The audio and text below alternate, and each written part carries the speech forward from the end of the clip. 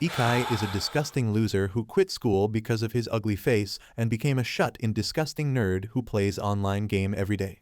However, in the game world, he is part of a clan who is ranked number 1 in the entire world. He has every kind of ability imaginable and is the strongest SS rank player. One day, inside the game world, 2 loser players are having the time of their lives in a game called Planet. They have spent days trying to find the legendary red dragon, and now the monster is in their sight. However, these players have immense skill issue, and they watch in horror as the monster flees towards a forbidden territory. The territory belongs to the Aabane family, a notorious group of players who are known as degenerate game addicts with no life. The rookie players watch on as the dragon flies towards the Aabane's stronghold known as the Twilight Hill, and before you know it, things take an unexpected turn. A member of the Aabane family, known as Ikai, has taken an interest in the dragon chase, and he wants in on the action. The guy starts flexing his skills and he leaps into the air as if it's no big deal. It takes Ikai only a single strike of his sword to bring down the red dragon. He then gleefully gathers all of the loot in his inventory. The truth is that someone as powerful as Ikai doesn't even need the materials dropped by the red dragon. This is why one of the rookie players demands Ikai to submit the items. Unlike a powerful player, the noobs had to spend a long time trying to track down the red dragon. Ikai, on the other hand, is completely unsympathetic because he is a filthy meta slave. Instead of just letting go of the matter, Ikai relies on violence to warn the rookies so that they can back off while they still have legs. Since Planet is a virtual reality game, the players don't really die, but the experience is still quite uncomfortable. There is also a harsh penalty for dying, and one of the stupid-ass rookies starts begging for his friend's life. Tension is high and Ikai's blade is close enough to slice open the player's neck, but he doesn't make a move. Ikai can tell that these bozos are not going to leave anytime soon, so he decides to invite them to the Aabane family home. The rookies follow Ikai like meek little sheep because death is definitely still on the menu for them.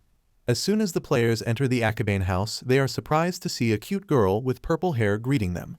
Her name is May, and she is the designated healer of the party. Another member of the Aabane family shows up, and his name is literally just a string of random letters because he couldn't come up with a better name for his character. In order to avoid confusion, Ikai simply introduces him as a to the rookies.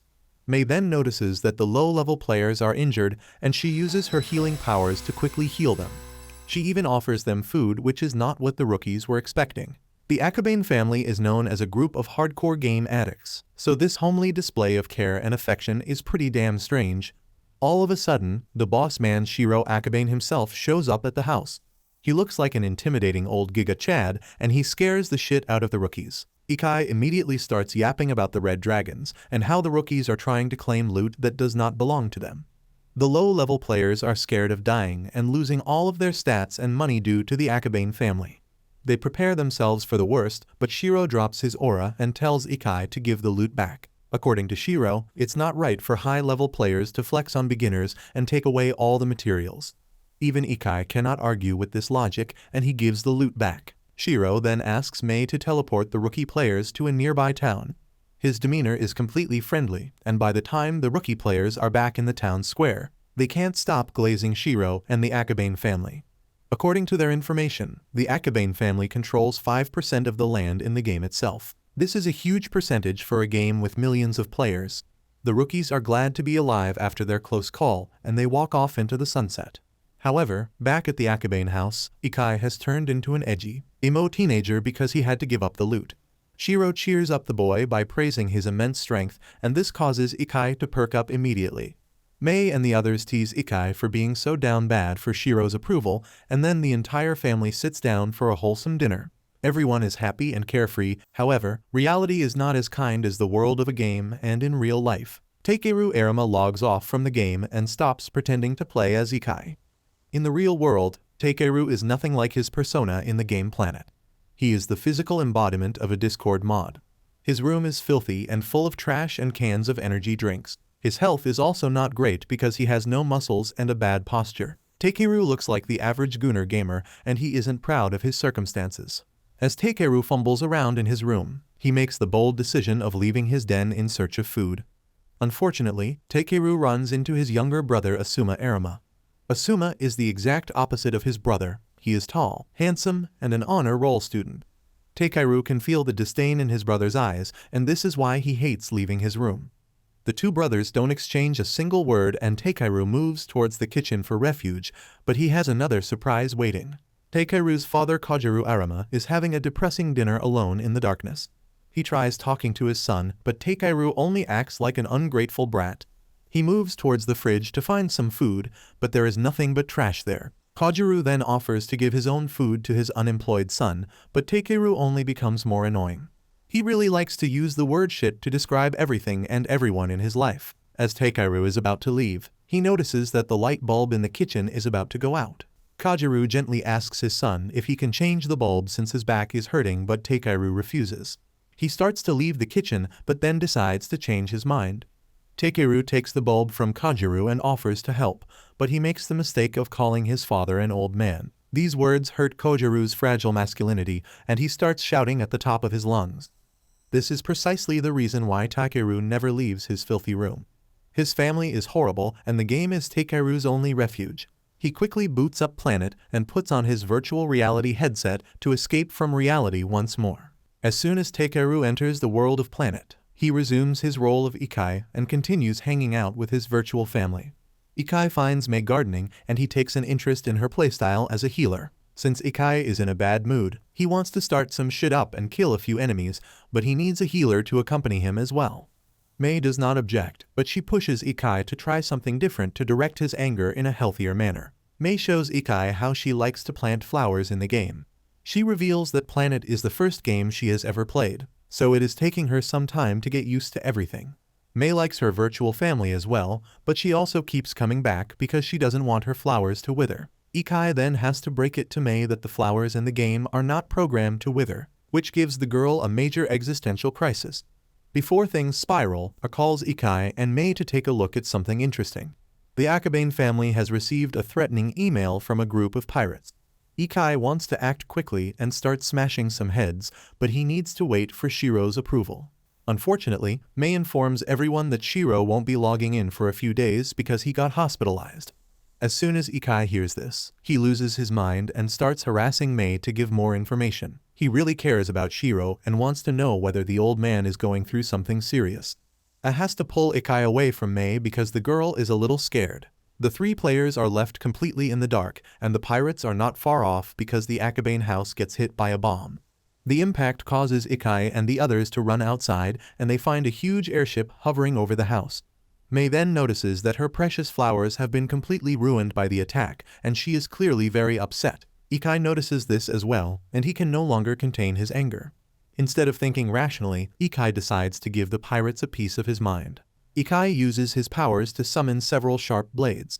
He then directs these blades towards the pirate ship, and it gets completely destroyed by the attack. The Aabane family are used to such skirmishes, so it doesn't take long for them to deal with such matters. After the confrontation, Mei looks over her dead flowers with sadness and promises to get her some more.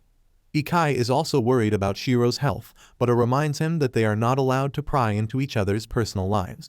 This is the only rule that has been established for this virtual family. Ikai says nothing else, and in order to elevate everyone's spirit, Mei reminds Ikai of their upcoming dungeon run. He has to sit this one out because he needs to be somewhere else, and he logs off from the game. Ikai stares at the chibi doll left behind A's avatar, but he gets interrupted in the real world. Takeiru has to stop playing as Ikai, and he remove his headset. His brother Asuma is knocking at his bedroom door, and he has some bad news to share. Ikai learns that their father has been hospitalized, but instead of getting worried, he is only annoyed at the intrusion. Ikai does not care at all, and Asuma ends up going to the hospital alone. Kojiru looks quite sad in his hospital room, but he pretends to be aloof. Asuma makes small talk with his father and promises to contact their mother as well. Meanwhile, back in the virtual world of Planet, the pirates are having a hard time dealing with their latest defeat. Two of their members decided to act on their own and attack the Aabane family. Now the first mate, Shigadera, is determined to punish the traitors and expel them from the group. However, the captain of the pirates, a girl named Pico, does not think that it's such a big deal. She believes that they should continue to attack the Aabane family in order to hunt down a rare creature known as the Blackbird. The Blackbird is said to be hidden in the Twilight Hill, the location which is under the control of the Aabane family. Finding the Blackbird is an in-game activity, and players can receive 300 million yen in the real world for defeating this monster. Having this much money will make sure that Pico and her pirates never suffer defeat again. Back in the real world, Takeru has fallen asleep with his virtual reality set still on, and he gets woken up by Asuma. Ikai is informed that their father has a herniated disc and he will have a major surgery. Unfortunately, Ikai does not give two shits about whether his father lives or dies. Instead of worrying about his real father, he decides to give more time and attention to his virtual family. Ikai puts his virtual reality set back on and enters the world of Planet once more. However, he is unaware that Asuma also has a virtual reality headset, and that he plays as the character known as a Ikai's sister, Miyabi Arima, plays Planet as well, and she is known as Mei in the virtual world. Meanwhile, the father that Ikai hates so much has his own virtual reality set, and he uses it in the hospital to log in as Shiro. Ikai, and Mei greet Shiro in Planet, but they are completely unaware that their virtual family is their own family in the real world. Now that Shiro has returned back to the game, the Aabane family can decide how to deal with the pirates. Shiro takes note of the declaration of war sent by the pirates, but he doesn't want to start an endless fight. Instead, he informs the rest of the family that they will be going to the pirate territory to speak with their captain. Ikai does not like this decision, but he has to listen to the head of the family. The pirate territory is full of delinquents and scary-looking thugs. Ikai really does not want to be there because he is scared of running into someone he knows. The Aabane family are then received by Shigeru, who leads them to Pico's office. Shiro gets straight to the point and asks Pico to call off the declaration of war. In return, he is willing to give the captain several resourceful areas that belong to the Aabane family. These demands go against Pico's original goal, and she rejects the offer. Instead, she lets Shiro know that she wants Twilight Hill and all of the dungeons belonging to the family. Pico's demands are very ambitious, and the Aabane family is not going to fold so easily. Pico explains that the legendary creature known as the Blackbird of Happiness is often spotted at the Twilight Hill. For years, players have been speculating about the existence of this monster, and a lot of people thought it was a hoax. However, players received confirmation when the game attached a 300 million yen prize money to the capture and defeat of the Blackbird. A is completely shocked by how confident Pico is with her demands. There is no way the Aabane family will ever give up on their territory, especially since their precious home is located at the Twilight Hill. Pico realizes that Shiro must find her very unreasonable, and she decides to change her demands. Instead of asking for the land, Pico now simply wants Ikai. If the boy is delivered to her, then she will call off the war declaration. This offer is even more infuriating to A because Ikai is a member of their family. They can't just give him up. Ikai himself bursts through the door to defend his honor because he hates Pico and would rather die than serve under her. As soon as Pico sees Ikai, she starts blushing and the matter becomes transparent. Pico likes Ikai and wishes for him to join him, but this demand is unfair as well. Ikai and A start panicking because Shiro has not said a word yet. They fear that the head of the Aabane family is going to give in to Captain Pico's demands, but Shiro is too much of a badass to give up. He uses his powers to immediately destroy Pico's entire ship and headquarters. The massive explosion flings everyone into the air and Shigeru has to save Pico before she falls to the ground. Shiro does not intend on giving up on any member of the Aabane family and decides to accept the declaration of war from the pirates. A couple of Pico's goons try to attack Shiro, but they get quickly obliterated by his power. Shiro can summon explosive energy from his fists, which makes it easier for him to attack from a distance. Pico can already see herself losing the fight ahead, and she tries speaking to Ikai directly. Pico reveals that Ikai used to be a pirate as well, and they had an intense relationship. Ikai desperately stops Pico from revealing anything else, but it is already too late.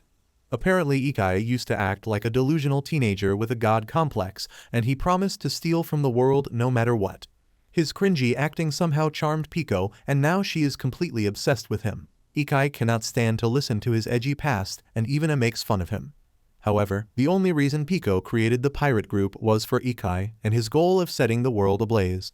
She wants Ikai to join her side, but Ikai himself just wants Pico to stop exposing his embarrassing past. Shiro stops the meaningless argument between Pico and Ikai because he can tell that Ikai is becoming more agitated. To add insult to injury, Shiro does not shy away from mocking the captain because Ikai was never happy with her. Only members of the Aabane family have ever seen Ikai smiling, and this causes Pico immense emotional damage. As Shiro leaves, Pico apologizes to Shigeru for losing her shit, but she is clearly very upset about losing Ikai once more. Back in reality, players from all walks of life continue to live out their meaningless lives while using Planet as an escape. Things are heating up within the virtual world as well because everyone now wants to start a fight with the Aabane family. Shiro and the others look at all the threats that their family has received and they must fortify Twilight Hill. Suggests that they should make use of special amplifiers to make the barrier around the territory a lot stronger. A and Ikai start placing the magic amplifiers at key locations, but their conversation takes an odd turn. A does not take the game very seriously, as opposed to Ikai who treats the game like real life. A makes it clear that he does not want to be seen as a game addict, and he hates people who spend their entire lives rotting away in a room. A does not wish to neglect real life, and his words sting Ikai a lot because Takeru is the type of player that A despises. Ikai starts panicking, and he tells A that he isn't the type of player who stays in all day. Ikai is clearly lying so that it doesn't think less of him, but it does not care about Ikai's personal life. Things get awkward and Ikai excuses himself and logs off for a few minutes. Back in reality, Takeru removes his virtual reality set and thinks about how disgusting his life is. He hasn't eaten for 3 days and his stomach hurts a lot. Takeru inspects the fridge, but he only gets more frustrated because there is nothing to eat in his miserable house. As Takeru lurks around like a gremlin, Asuma appears behind him.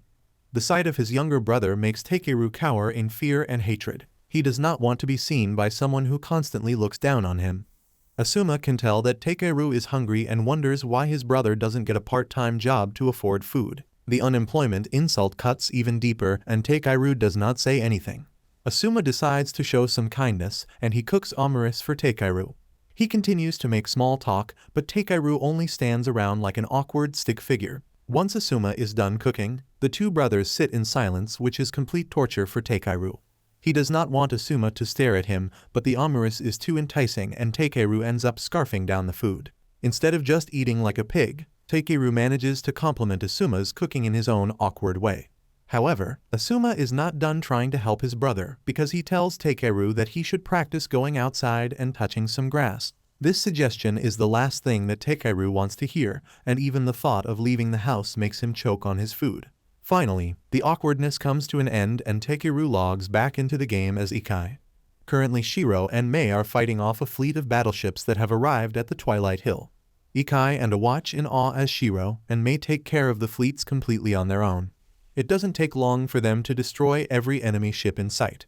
However, the Aabane family are not fighting alone this time. Ikai winces from annoyance as he sees 2 members from the Granada Company coming towards the group. The Granada is a powerful guild in the virtual world of Planet, and the Aabane family is their trusted ally. The president's name is Leon, and he is accompanied by Sasamata, a member of the guild. Leon is glad to help the Aabane family because they provide a lot of resources to the Granada guild. If the Aabane territory is weakened, then this will spell trouble for Leon as well. For now, Leon and Sasamata leave after helping out in the fight, but it is clear that Leon has a very keen interest in the family's future.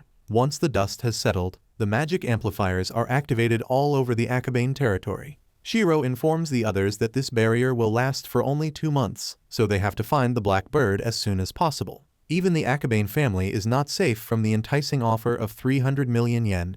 With this type of money, Ikai can stay an isolated loser for the rest of his life. Even Shiro doesn't shy away from expressing his interest in the money.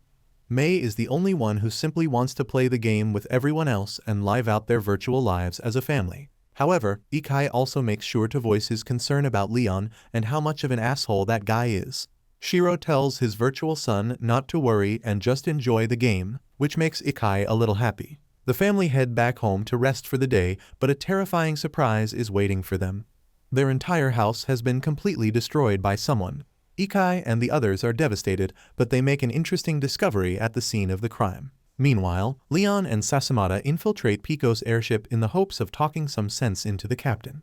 Pico is frustrated by the barrier surrounding the hill, and to make matters worse, Leon wants her to stop harassing the Aabane family. Leon despises pirates because they steal, loot and ruin the game's experience for other players. Leon takes the game very seriously, and he believes that Pico's actions are hurting real-life people. The captain can no longer hear Leon yap away, and she kills him on the spot. Of course, Leon doesn't actually die, but it is clear Pico is only going to be pushed so far. Back on Twilight Hill, Ikai and the others discover a black feather on top of the ruins of their house. Soon the entire sky fills with a sea of black feathers and a dark tornado appears on the ground as it threatens to destroy everything in its path. This might be the legendary Blackbird that has sent so many players into a frenzy.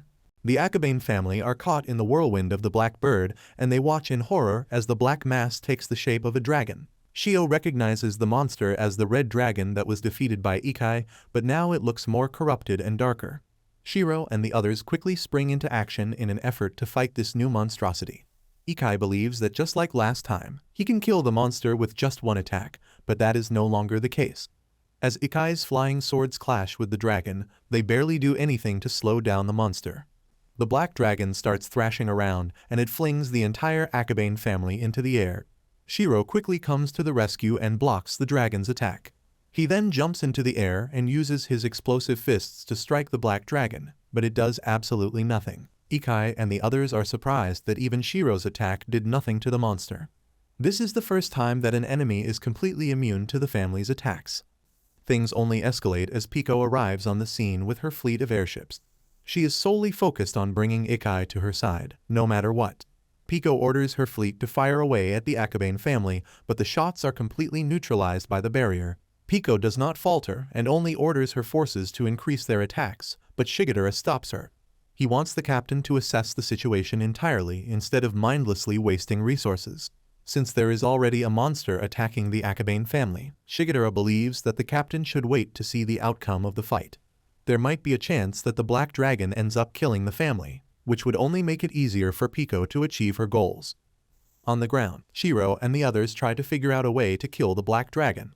They still don't know whether the monster has any real connections to the Blackbird, but they will only receive answers after defeating the black dragon. Shiro is aware of the strength and weaknesses of every member of the family, and he chooses Ikai to tackle the dragon. Ikai has the strongest single strike attack, and he has already defeated the red dragon before. Shiro orders Ikai to bring out his sword, which is then enchanted by Mei. Shiro then uses his explosive fist to launch Ikai towards the dragon in full force. Ikai manages to strike the dragon through its chest, but the attack isn't enough to stop the great beast. The black dragon continues to walk towards Mei and the two members are about to get crushed. Since Mei's healing powers are far more important, chooses to sacrifice himself and he pushes Mei out of the way. Before dying, tells Mei to revive him later on. As the dragon crushes back in reality, Asuma's virtual reality set is disconnected and he violently falls to the ground. Takeru hears his brother falling to the floor, but he doesn't do anything. He needs to remain focused as Ikai in the virtual world. Mei and the others expect A's body to be still in the game, but when Mei rushes forward to revive her virtual brother, he seems to have logged out completely. This is quite strange because dying does not immediately log out a player. Leon is observing the fight as well, and he now truly believes that the dragon is Blackbird. This monster can mess with cyberspace and cause real harm to players in the real world. Even Shiro makes the connection, and he orders Ikai and Mei to quickly log out of the game. The two players have no idea why Shiro is making the demand, but they follow his word. Shiro now confronts the Blackbird on his own, and he watches on as the dragon produces black wings on its back. Shiro's worst fears have come true, and he logs out of the game as well. Back in reality, Kojiru removes his virtual reality headset and makes a mysterious phone call. He orders someone to find the location of a player known as and to send an ambulance to his house. Kojiru has no idea that his own son Asuma is the one who was violently disconnected by the monster. He initiates his secret plan known as Goodnight World and prepares for the fight ahead by leaving the hospital early, despite the warnings from the nurses. Meanwhile, Takeru is a little annoyed that Shiro ordered everyone to log out. He decides to log back in and confront the Blackbird on his own, but he hears Asuma calling out to him. Takeru is a little scared as he leaves his room and enters the dark hallway. He can still hear Asuma, but his voice is faint. Takeru has not entered his brother's room in 6 years, and when he slowly opens the doors, he is horrified to find Asuma slumped on the ground. Asuma complains that he cannot move the left side of his body. Takeru still thinks that all of this is some sort of a sick joke, but Asuma really does need help. Takeru rushes towards his brother, but Asuma tells him to call an ambulance first. Just as Takeru is about to leave to make the call, he looks at Asuma's computer screen and his eyes widen when he sees A's character profile being displayed. The ambulance arrives and Asuma is taken to this hospital. The entire time Takeru's mind is just spiraling with questions. Once Asuma is admitted to the hospital, the doctors inform Takeru that he seems to have issues with his motor functions. The exact cause is still unknown and Asuma will have to undergo several more tests. He starts crying and this is when Asuma decides to wake up. He tells Takeru to stop overreacting, but for the first time, Takeru shows emotions and shows concern for his brother. In fact, Takeru is reminded of it as he speaks to his brother and he decides to ask Asuma about the game. Asuma becomes completely cold when Takeru asks him whether he plays Planet. At first, Asuma rejects the notion of playing the game but Takeru reveals that he saw his character profile.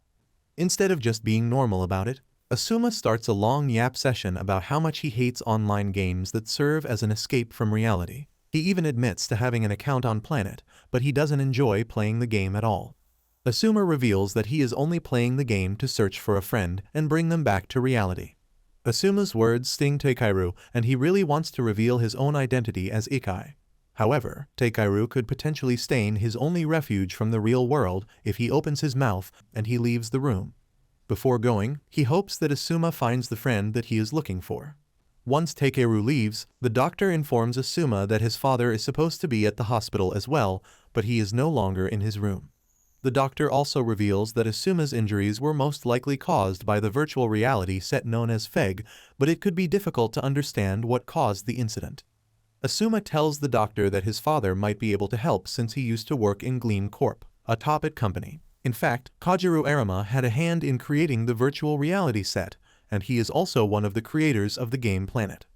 While Asuma tries to get to the bottom of his injuries, Takeru runs back home, but his delusions are getting to him. He keeps shitting on the real world and his family for being such a miserable hellhole. Takeru no longer wants to be part of the real world and only wishes to be known as Ikai from the Aabane family. He rushes back home to log into the game, but an unknown error keeps showing up. Takeru cannot log into the game at all, and he finds out that someone hacked into his computer and changed his IP address.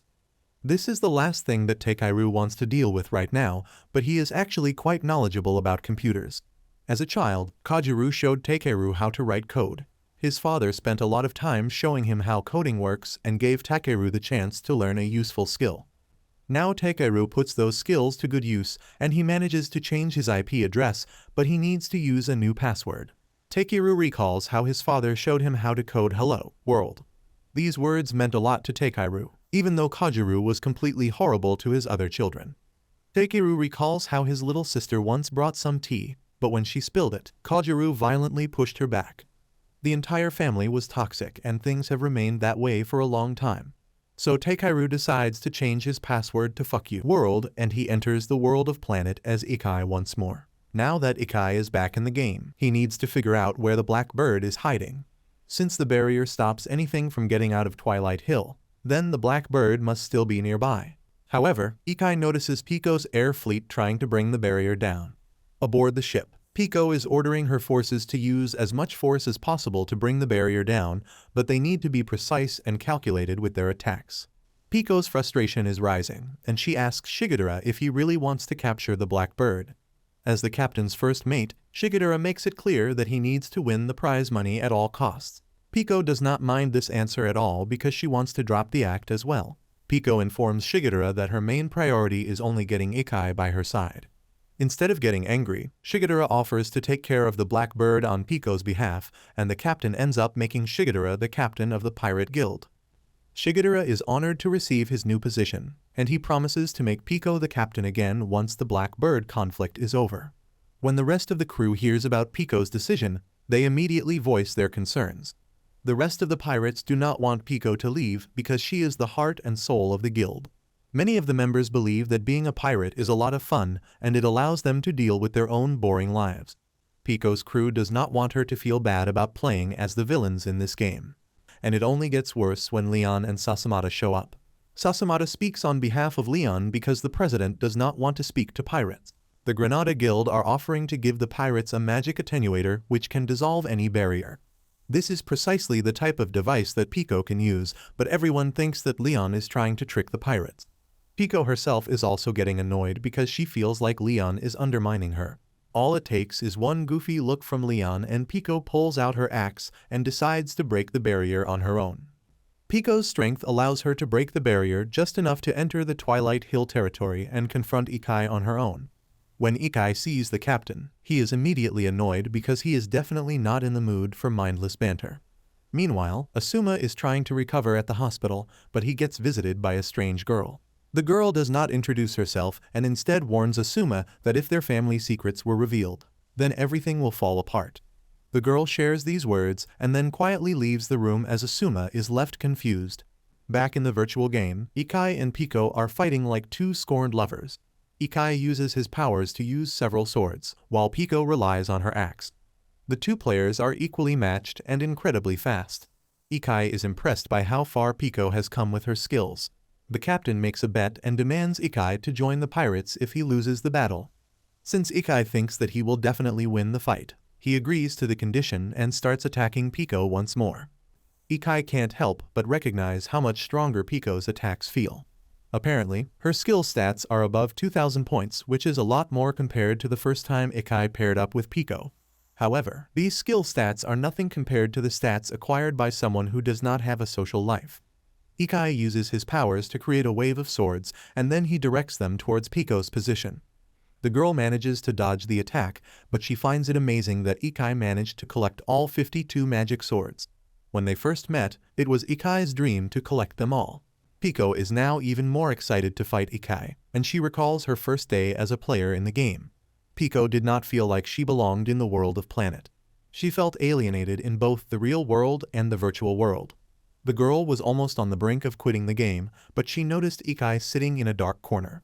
Pico felt like Ikai was someone similar to her, and she offered to become his friend, but Ikai ended up killing Pico on the spot. Instead of backing down, Pico cursed out Ikai, and the two became inseparable. Together they fought different monsters and leveled up together. Pico dreamed of a future where she was always with Ikai, but her dreams are now shattered because Ikai breaks Pico's axe. The girl is sent tumbling to the ground and Ikai's victory becomes abundantly clear. Instead of fighting again, Pico starts crying because she doesn't know why Ikai chose to be with the Aabane family. She only wanted him to join the pirates and be with her forever. Ikai cannot stand the unnecessary glazing, but he offers to form a party with Pico. Together they can hunt down the Blackbird and avoid any unnecessary fighting. Pico does not waste a second and joins Ikai on his journey to kill the Blackbird. Back in reality, Kojiro is working in a private room with several monitor screens. His subordinate Kamuro is the same girl who visited Asuma in the hospital. She informs Kojiro that the player known as A is doing well, but she does not reveal his true identity. She is also the one who scrambled Takeiru's IP address so that he can no longer log in as Ikai, as per Kojiro's instructions. Kamuro then inches closer to Kojiro. It is clear that she really simps after him and is willing to do anything that he wants. Kojiro is a man of honor, and he does not let Kamuro distract him from his work. Back in the game, Ikai and Pico are on the trail of the Blackbird. Ikai is willing to fight the Blackbird alone if he has to, and Pico starts wondering why he even bothered to form a party with her. Ikai can tell that Pico is getting upset, so he tries to make her feel better by letting her know how much he enjoys hanging out with her. Pico decides to make a bold move and asks Ikai why he never joined the pirates and why he chose to leave her. Ikai reveals that Pico always insisted on meeting in the real world, and this is something that is unacceptable to him. Pico does not understand what sort of person Ikai is in the real world. Instead of getting offended, Pico encourages Ikai to join the pirates and come out of his shell. The pirates believe in confronting reality and using the game as a way to blow off steam. Pico wants Ikai to know that she has feelings for him in the real world, but his mind is set. For a moment Ikai offers to let Pico join the Aabane family, but the girl refuses.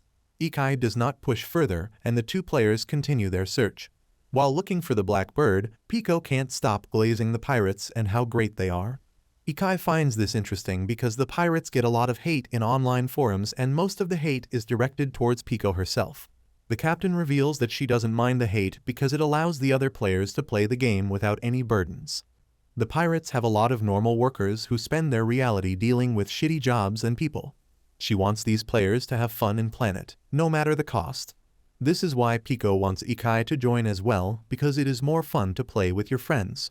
Meanwhile, aboard Pico's air fleet, the crew members are talking about how great Pico is. They ask Shigadera for his opinion, but the new captain's facade has fallen, and he looks like a changed man.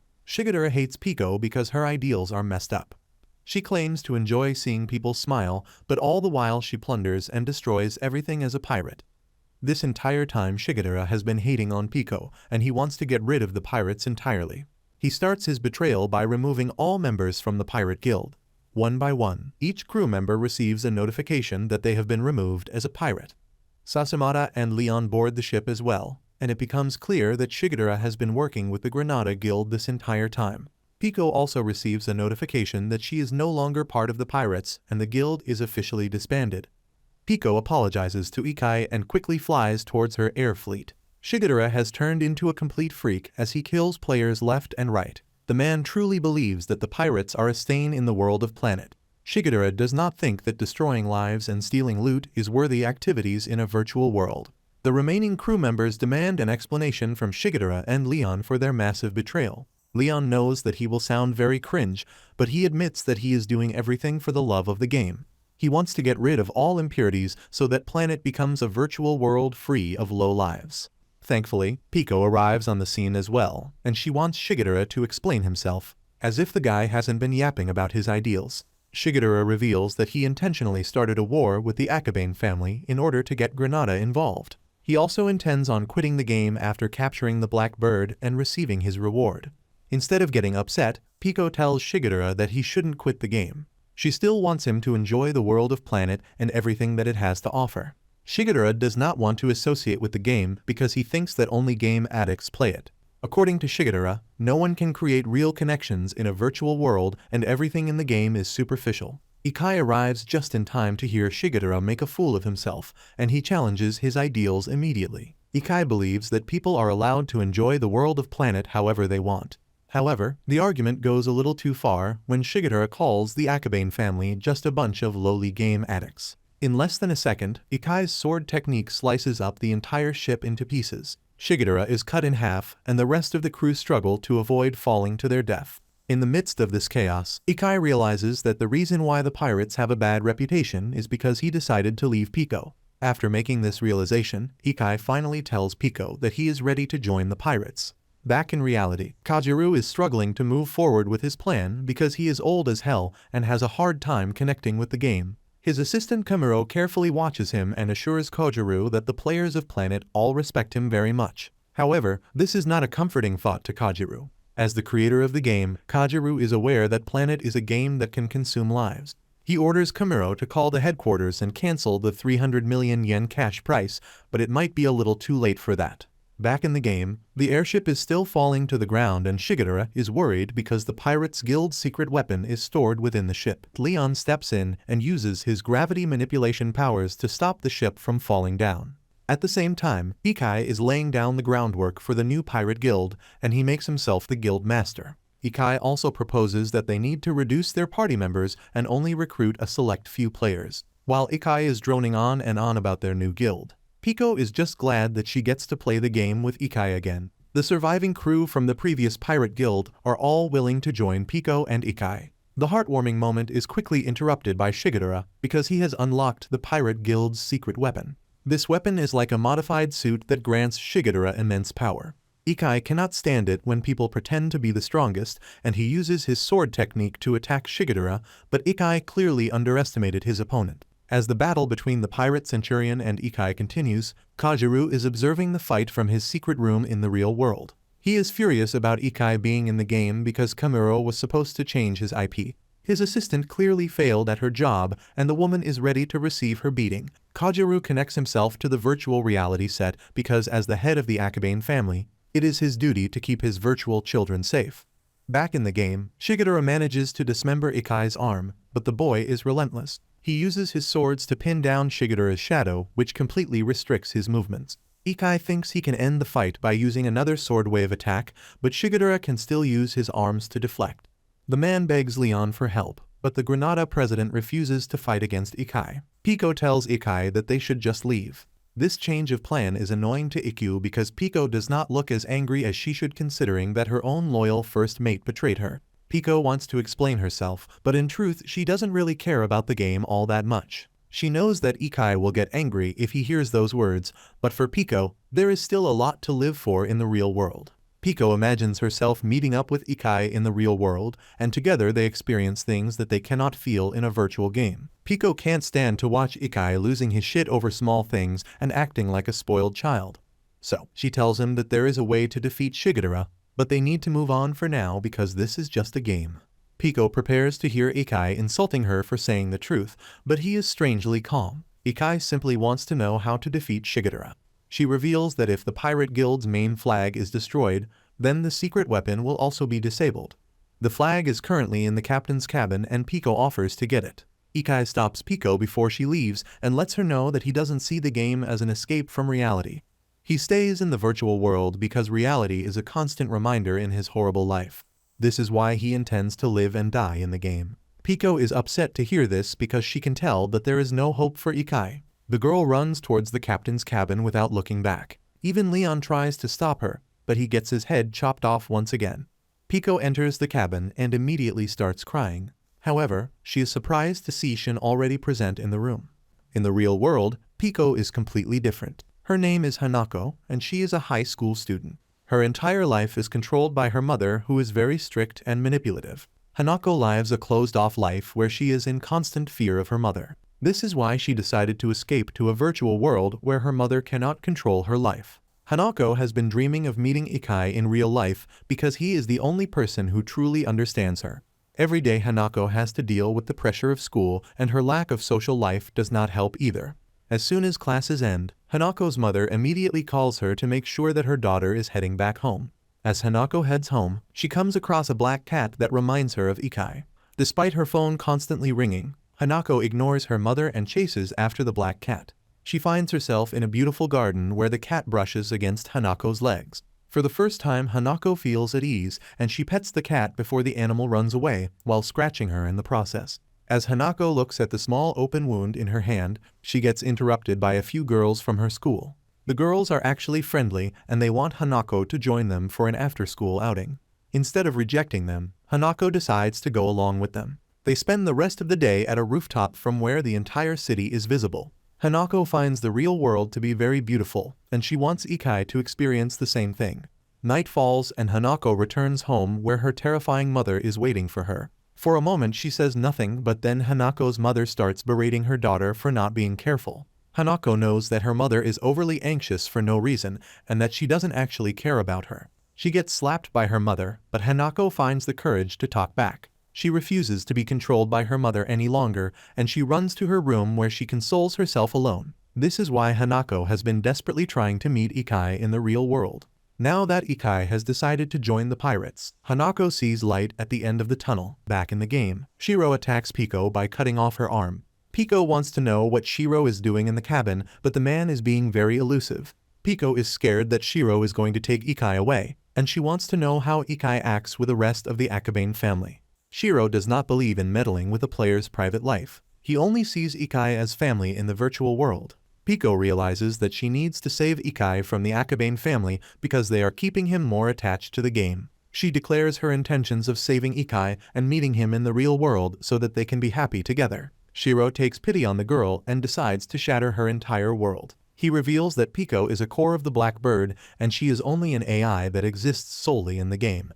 Shiro reveals that human emotions and thoughts are a result of electrical signals which can be easily replicated within a computer. The result of this experiment was the Blackbird, the ultimate artificial intelligence, and this entire time Pico has been giving the Blackbird more power. Pico refuses to listen to the old man boil her down to a mere artificial construct. However, Shiro is not messing around this time, and he attacks Pico. The girl pulls out her axe in an effort to kill Shiro, but it is hopeless.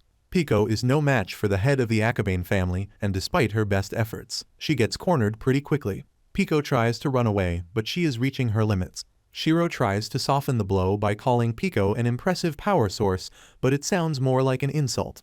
Since the Blackbird feeds on human emotions, Pico's pirate guild offered the artificial intelligence the emotions of 3,000 members, which further fueled its power. The girl is scared and confused, and she tries attacking Shiro once more, but he brutally cuts off her leg. As Pico struggles on the ground, Shiro reveals that her real name is Hanako and that she's a high school student with an obsessive mother. Shiro is somehow aware of Pico's entire life, which should be impossible, but the old man reveals that Pico's memories were based on the real-life experiences of a colleague's younger sister. Pico has no idea what to think or feel. She tries logging out of the game, but Shiro reveals that she has never actually logged out. Her entire life and memories are like a virtual world within another virtual world. While Pico deals with the trauma of her reality, Leon and Sasamata are already aware of Shiro and his plan. They support the head of the Aabane family no matter what, but Ikai might have a hard time digesting the truth. It doesn't take long for Shiro to completely destroy Pico's body. She gets burned to a crisp, and even Shiro is remorseful that things had to turn out this way. He never would have thought that the artificial intelligence he created would bond with Ikai and then also become a source of power for the Blackbird. Shiro believes that the Blackbird was originally awakened because it sensed Pico's presence near Twilight Hill. Pico is now in the final stages of her life cycle, and it is time for Kamuro to uninstall her from the game. Shiro gives the order and Pico's body starts to dematerialize, but in her final moments she wants to say something. Shiro is hoping to learn what an artificial intelligence is thinking in its final moments, but all Pico manages to say is that she loves Ikai. Just like that, Pico is removed from the game completely. Ikai and the others have no idea of what has just transpired, and Shigadera is also freed from Ikai's swords. Slowly everything related to Pico is erased, leaving no trace of her existence. Ikai is still waiting for Pico to return, but he has no idea that she is gone forever. Shigadera resumes his attack on the rest of the pirates and the battle continues. Meanwhile, Kajiru is having a hard time staying connected to the game. He can spend only 5 minutes as Shiro Aabane, and there are still several other artificial intelligence cores to take care of. At this rate, Kajiru won't be able to stop the Blackbird from gaining power, and he must rely on Kamuro for help. Back in the game, Shigadera manages to find his way into the captain's cabin where the Pirate Guild's flag is still mounted on the wall. He is also surprised to see that Pico is nowhere to be found, and for now, Shigadera believes that Pico decided to log out. Shigadera then heads back upstairs and he speaks to the remaining crew members as they slowly die and fade away from the game. Even Ikai is amongst the casualties, and it looks like he failed to defeat Shigadera. In his final moments, Ikai tells Shigadera not to quit the game because he intends on creating his own guild weapon along with the help of Pico. As Ikai slowly fades away from the virtual world, he promises to return and kick Shigadera's ass for good. Now that Shigadera has managed to remove all obstacles from his path, he can focus on killing the Blackbird and claiming the prize money. Leon and Sasamata are with him as well, but the Granada Guild are not really vibing with Shigadera anymore. Regardless, Leon tells the man to be careful because the Blackbird is about to enter the show. Black feathers fill the air and a black mass slowly emerges in the sky. This is the true version of the Blackbird, and it looks like a creepy statue with a black body and a white mask. As soon as the Blackbird appears, the game's defenses also release minions to take care of any anomalies within the game, but the Blackbird is simply too powerful to be defeated by such measures. The Blackbird then moves close to Sasamata and simply repeats Pico's name, but it gets upset after learning that it is already too late. Pico is gone. Shigadera becomes impatient and he attacks the Blackbird, but the artificial intelligence is too fast and creepy. The Blackbird latches on to Shigadera's body and doesn't let go as they both fall to the ground. Shigadera gets creeped out and he logs out of the game immediately.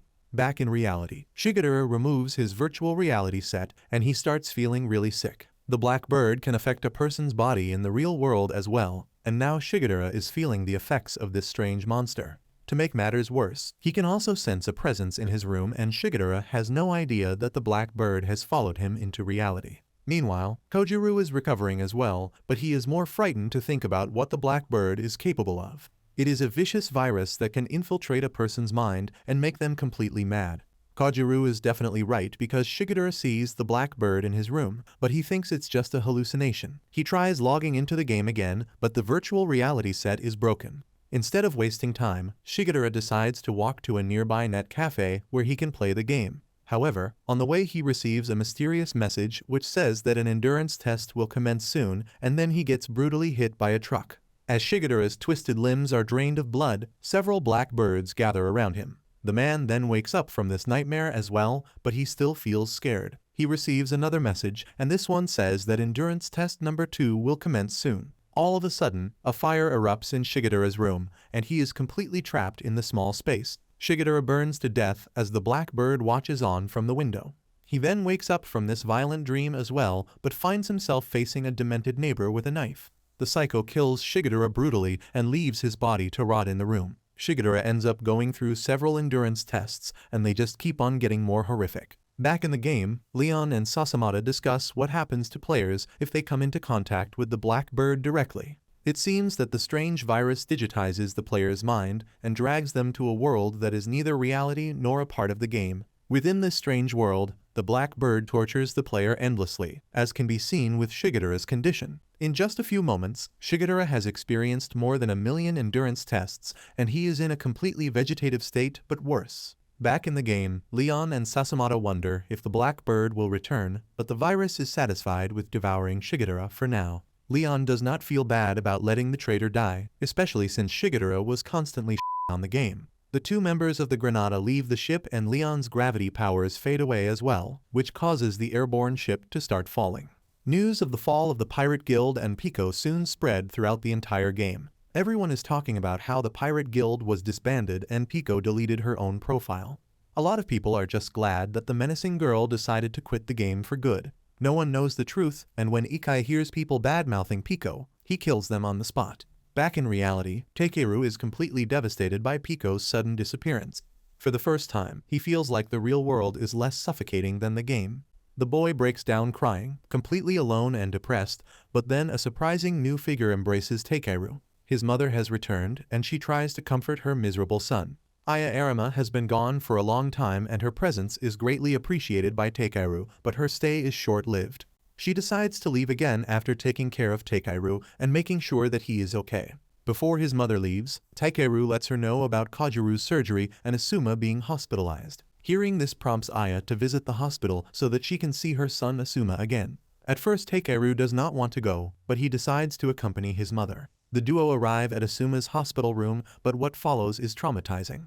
Asuma's room is filled with white feathers and his eyes are completely blacked out. He is unresponsive and looks like a rotting zombie. Since Asuma had contact with the Blackbird as well, his mind seems to have also been digitized by the virus.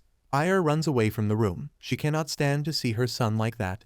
Meanwhile, Takeru screams for help.